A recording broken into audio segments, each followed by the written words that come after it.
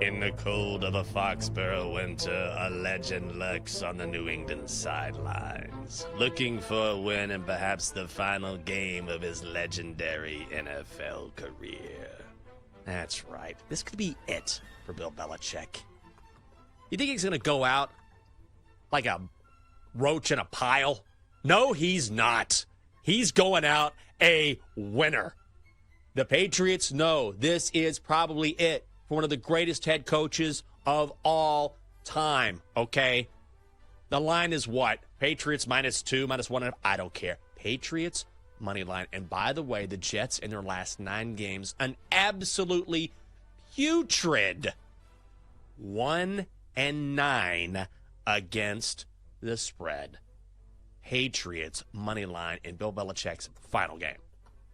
Just because a team needs to win to get in the postseason doesn't mean that they're going to win to get in the postseason. And we've seen this from Green Bay before. Remember that game when Aaron Rodgers was the quarterback? The Packers were playing at home. All they had to do was beat the Lions, and they're in. What do? They lost outright to a Lions team that had nothing to play for. I think this is shades of that. Except for you look at for motivation for the Bears. I think it's totally there. For a team that, quote-unquote, has nothing to play for, their quarterback sure does. Justin Fields is still trying to cement himself as the future face of the franchise. We heard the chants coming from the crowd last week and how electric Justin Fields can certainly be. I feel like this is a prove-it game for Justin Fields. I think this team still has plenty to play for. I'll be on the Bears, a team, like you said, the defense has been much better over the past few weeks. So let's go with the Bears +3 if you want to watch it. A 4:25 Eastern kickoff at Lambeau. Bills -2.5. Bills, for we are here to cheer for you. Go Bills. Go We are your Bills. fans so true. So true. Victory in sight. We'll yell Sing it, Marv. 98 years old, going strong. Bills, go. Come Go on, let's win for Buffalo. Go Bills. Let's go, Bills. Going for their 4th straight division title, 5th straight win. Buffalo is a different team than the one we saw earlier in the season. They have transitioned to more of a run-first offense, taking some of the pressure off Josh Allen. Are the Dolphins any good? I mean, really? They're an exciting team. Yes, they can be explosive. Are they a good football team? I don't think so. They have 1 win over a team with a winning record. That was against the Cowboys in Miami. The Bills match up really well against the Dolphins, and the Dolphins are super banged up right now. Banged up on the offensive line, injuries in the secondary.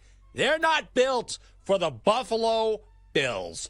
Go Bills. We're with you. Fight Bills. Buffalo -2.5 in Miami.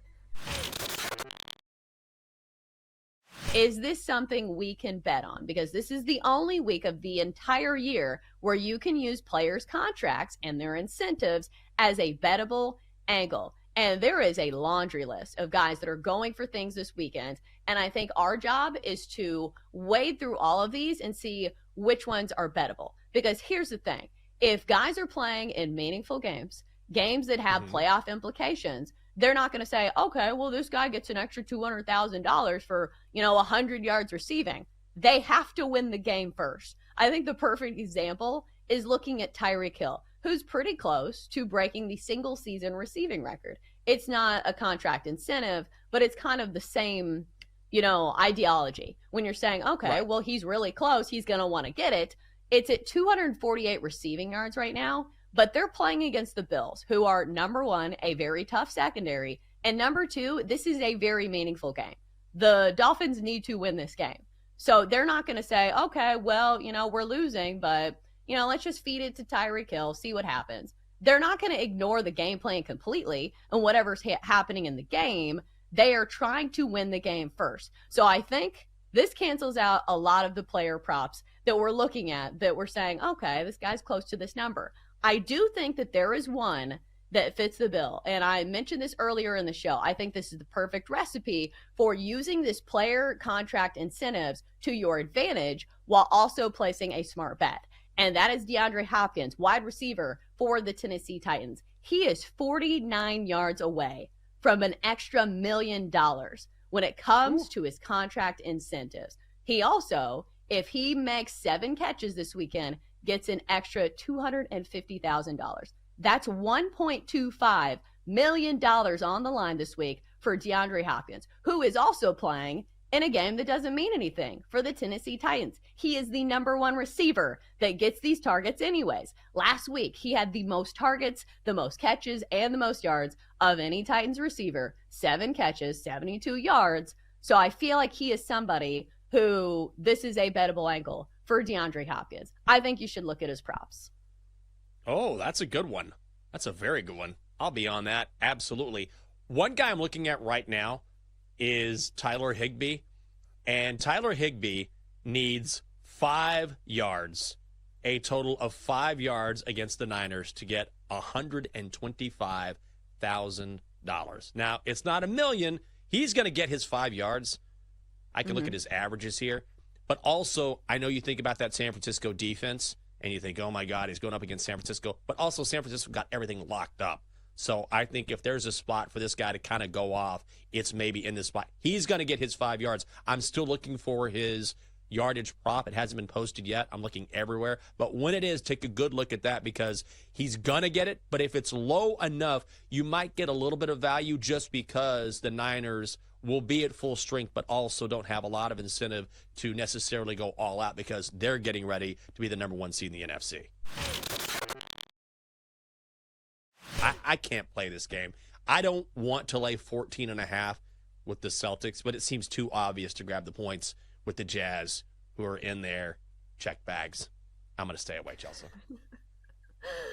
Oh, we're going to ride this metaphor until it dies. I feel like I can't lay 14.5 with Boston, a team that's not been good at covering numbers at home, or they've been all right, but they're far from the domination that we see in their overall record. Because, of course, everybody's going to point out, well, the Celtics are a perfect 16-0 at home this season, but covering-wise, 10-6 ATS. So when you're giving me 14.5 points, I think if I had to pick a side, it would be the Utah Jazz, all up in their bags in this one.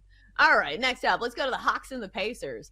And I just thought, as I was reading who these teams were, I was like, I wonder what the total is going to be in this game. These two teams play 0 defense.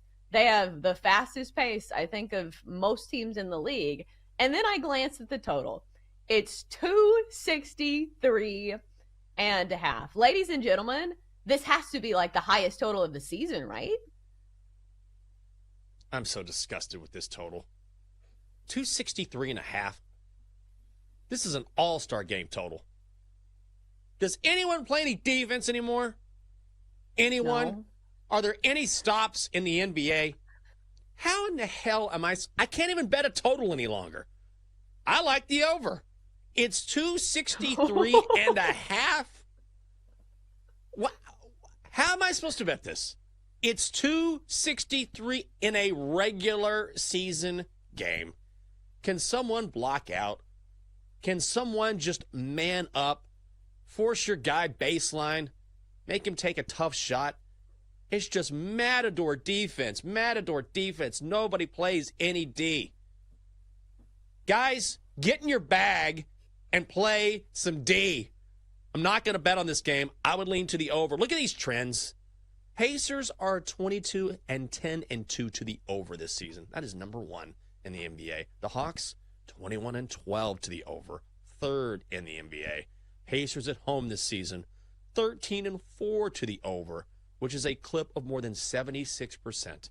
I am not going to bet the over because this total is ridiculous, but I think it might be the right side. No one's going to play any D.